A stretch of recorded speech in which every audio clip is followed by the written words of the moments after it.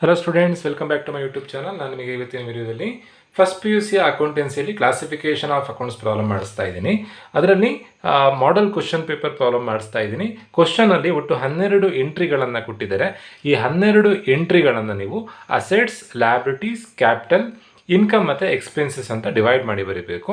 So ನಾನು already first ವಿಡಿಯೋದಲ್ಲಿ ತಿಳಿಸಿದ್ದೆ, ನಿಮಗೆ ಅದನ್ನು ಐಡೆಂಟಿಫೈ ಮಾಡಲಿಕ್ಕೆ ಕಷ್ಟ ಆದರೆ ನಾನಲ್ಲಿ ಕ್ಲಾಸಿಫೈ ಮಾಡಿ ಬರೆದಿದ್ದೀನಿ.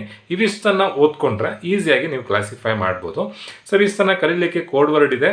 ಅಸೆಟ್ಸನ್ನು ಕಲಿಯೋದಕ್ಕೆ ಕೋಡ್ ವರ್ಡ್ ಏನು ಅಂತಂದರೆ FBMPDSL, ಲ್ಯಾಬಿಲಿಟೀಸಿಗೆ BLOC, ದೆನ್ ಕ್ಯಾಪಿಟಲಿಗೆ ಬರುವಂಥದ್ದು 2 ಎಂಟ್ರಿ, ಕ್ಯಾಪಿಟಲ್ ಮತ್ತು ಡ್ರಾಯಿಂಗ್ಸ್. ಇನ್ಕಮನ್ನು ಇನ್ಕಮ್ ಅಂಡರಲ್ಲಿ ಬರೀಬೇಕು. ಇನ್ಕಮಲ್ಲಿ ಮೇಯ್ನಾಗಿ ಬರುವಂಥದ್ದು ಸೇಲ್ಸ್ ರಿಟರ್ನ್, ಎಕ್ಸ್ಪೆನ್ಸಸ್ನಲ್ಲಿ ಪರ್ಚೇಸ್ ರಿಟರ್ನ್. ಸೊ ಅದನ್ನು ಅರ್ಥ ಮಾಡಿಕೊಂಡ್ರೆ ನೀವು ತುಂಬಾ ಈಸಿ. ಅಸೆಟ್ಸ್ ಅಂತಂದರೆ ಆಸ್ತಿ, ನಿಮ್ಮ ಮನೇಲಿರುವಂಥ ಎಲ್ಲ ವಸ್ತುಗಳು, ನಿಮ್ಮ ಬ್ಯಾಂಕಲ್ಲಿರುವಂಥ ಹಣ, ನಿಮ್ಮ ಪರ್ಸಲ್ಲಿರುವಂಥ ಹಣ ನಿಮಗೆ ಆಸ್ತಿ ಆಗಿರುತ್ತೆ. ನಿಮ್ಮ ಮನೇಲಿರೋ ವಸ್ತುಗಳು ಯಾವ್ಯಾವುದು? ಮನೇಲಿರುವಂಥ TV ಆಗ್ಬೋದು, ನಿಮ್ಮ ಬೈಕ್ ಆಗ್ಬೋದು, ಹಾಗೆ ನಿಮ್ಮ ಮನೆ ಆಗ್ಬೋದು, ನಿಮ್ಮ ಮನೆ ಎದುರುಗಡೆ ಇರುವಂಥ ಜಾಗ ಆಗ್ಬೋದು, ಹಾಗೆ ಫರ್ನಿಚರ್ ಆಗ್ಬೋದು, ಮಿಷಿನ್ಸ್ ಆಗ್ಬೋದು, ಇವೆಲ್ಲದು ಅಸೆಟ್ ಆಗಿರುತ್ತೆ. ಸೊ ಹಾಗಾದರೆ ಅಸೆಟ್ ಅಂದರೆ ಯಾವ್ದು? ಲ್ಯಾಂಡ್ ಆ್ಯಂಡ್ ಬಿಲ್ಡಿಂಗ್, ನಿಮ್ಮ ಮನೆ ನಿಮಗೆ ಅಸೆಟ್. ಪ್ಲ್ಯಾಂಟ್ ಆ್ಯಂಡ್ ಮೆಷಿನರಿ, ನಿಮ್ಮ ಮನೆ ಇರುವಂಥ TV ಎಲ್ಲ ವಸ್ತುಗಳು ನಿಮಗೆ ಅಸೆಟ್. ದೆನ್ ಫರ್ನಿಚರ್, ನಿಮ್ಮ ಮನೇಲಿರುವಂಥ ಸೋಫಾ ಸೆಟ್ಟು ನಿಮಗೆ ಆಸ್ತಿ. ಹಾಗೆಯೇ ನಿಮ್ಮ ಪರ್ಸಲ್ಲಿರುವಂಥ ದುಡ್ಡು, cash in hand, cash at bank, asset ಆಗಿರುತ್ತೆ. ಹಾಗೆಯೇ ಇವಿಷ್ಟನ್ನು ಬಿಟ್ಟು ಸನ್ರಿ ರಿಟಾರ್ಸ್ ಅಂತ ಬರುತ್ತೆ, ಬೇರೆ ಯಾರಿಂದನಾದರೂ ದುಡ್ಡು ಬರಲಿಕ್ಕಿದ್ರೆ ಅದು ಅಸೆಟ್ ಆಗಿರುತ್ತೆ. ಅದೇ ಥರನೇ ಲ್ಯಾಬಿಲಿಟೀಸ್, ನೀವು ಯಾರಿಗಾದರೂ ದುಡ್ಡು ಕೊಡಲಿಕ್ಕಿದ್ರೆ ಅದು ನಿಮಗೆ ಲ್ಯಾಬಿಲಿಟಿ ಆಗುತ್ತೆ. ಅದಕ್ಕೆ ಜವಾಬ್ದಾರಿ ಅಂತ ಕರಿತೀವಿ. ಲ್ಯಾಬಿಲಿಟಿ ಅಂತಂದರೆ ಬ್ಯಾಂಕ್ ಲೋನ್ ಆಗ್ಬೋದು, ಅಥವಾ ಸನ್ರಿ ಕ್ರೆಡಿಟರ್ಸ್ ಅಂತ ಕೊಟ್ಟಿರ್ತಾರೆ ಕ್ವಶನಲ್ಲಿ, ಅಥವಾ ಏನಾದರೂ ದುಡ್ಡು ಕೊಡಲಿಕ್ಕೆ ಬಾಕಿ ಇದ್ದರೆ ಅದೆಲ್ಲ ಲ್ಯಾಬಿಲಿಟಿ ಆಗುತ್ತೆ. ಕ್ಯಾಪಿಟಲಿಗೆ ಬರುವಂಥದ್ದು 2 ಎಂಟ್ರಿ, ಕ್ಯಾಪಿಟಲ್ ಅಕೌಂಟ್ ಮತ್ತು ಡ್ರಾಯಿಂಗ್ಸ್ ಅಕೌಂಟ್. ಯೂಶ್ವಲಿ ಪ್ರಾಬ್ಲಮಲ್ಲಿ ಕ್ಯಾಪಿಟಲ್ ಮತ್ತು ಡ್ರಾಯಿಂಗ್ಸಲ್ಲಿ ಎರಡರಲ್ಲಿ ಯಾವ್ದಾದ್ರು ಒಂದನ್ನಾದರೂ ಕನ್ಫರ್ಮ್ ಆಗಿ ಕೊಟ್ಟಿರ್ತಾರೆ. ಈ ಪ್ರಾಬ್ಲಮಲ್ಲಿ ಡ್ರಾಯಿಂಗ್ಸ್ ಕೊಟ್ಟಿದ್ದಾರೆ. ಡ್ರಾಯಿಂಗ್ಸನ್ನು ಕ್ಯಾಪಿಟಲ್ ಅಕೌಂಟಿಗೆ ಬರೀಬೇಕು. ಇನ್ಕಮಲ್ಲಿ ಬರುವಂಥದ್ದು ಸೇಲ್ಸ್ ಮತ್ತು ಸೇಲ್ಸ್ ರಿಟರ್ನ್, ಜೊತೆಗೆ ಯಾವುದಾದ್ರೂ ಇನ್ಕಮ್ ರಿಸೀವ್ ಆಗ್ತಾ ಇದ್ದಾರೆ, ರಿಸೀವ್ ಅಂತ ಕೊಟ್ಟಿರೋ ಎಲ್ಲ ಎಂಟ್ರಿಗಳನ್ನು ಇನ್ಕಮ್ ಅಂಡರಲ್ಲಿ ಬರೀಬೇಕು.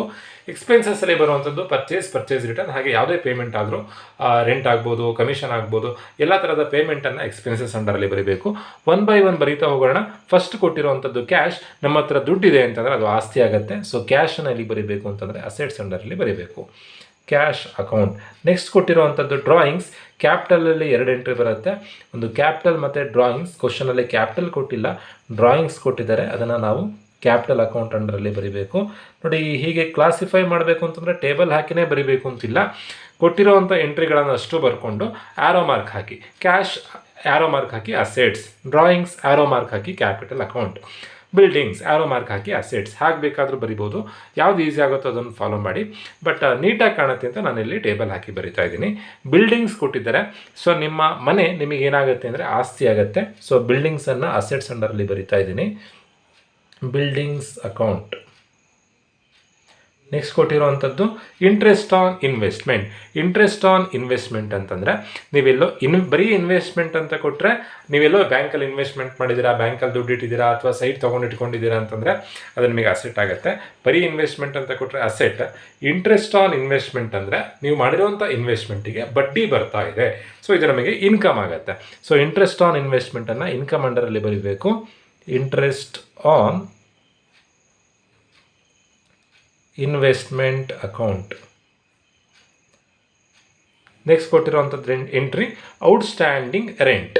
ಬರೀ ರೆಂಟ್ ಅಂತ ಕೊಟ್ಟರೆ, ರೆಂಟ್ ಅಕೌಂಟ್ ಅಂತ ಕೊಟ್ಟರೆ ಬಾಡಿಗೆ ಕಟ್ತಾ ಇದ್ದೀವಿ, ಬಾಡಿಗೆ ಕಟ್ಟಿದರೆ ನಮಗೆ ಎಕ್ಸ್ಪೆನ್ಸಸ್ ಆಗುತ್ತೆ.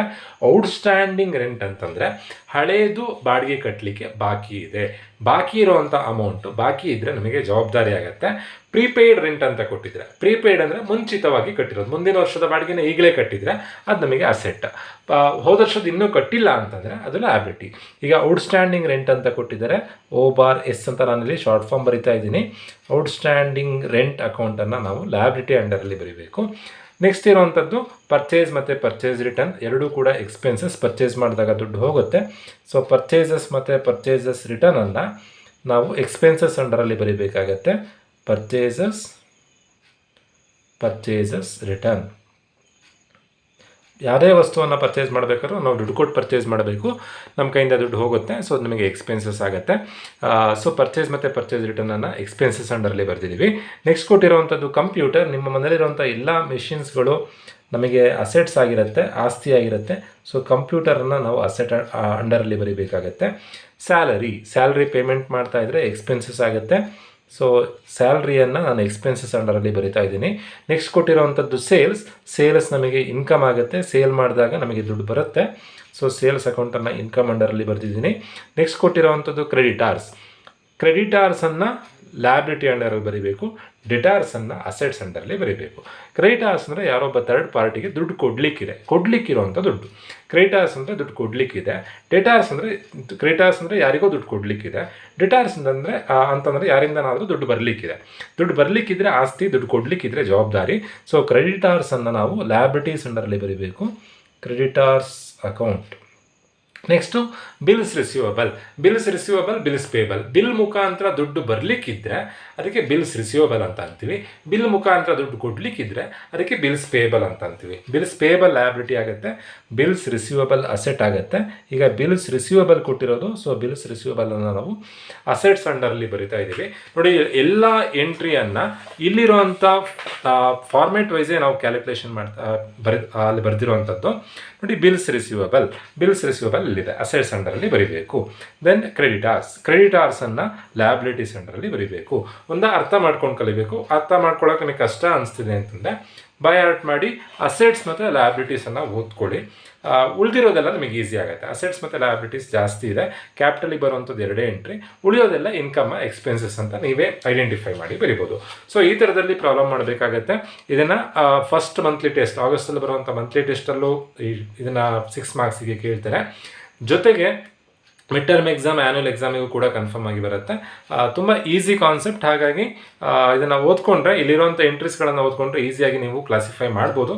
ಹೋಪ್ ಎಲ್ರಿಗೂ ವಿಡಿಯೋ ಅರ್ಥ ಆಗಿದೆ ಅಂತ ಅನ್ಕೊಳ್ತಾ ವಿಡಿಯೋ ಮುಗಿಸ್ತಾ ಇದ್ದೀನಿ. Thank you.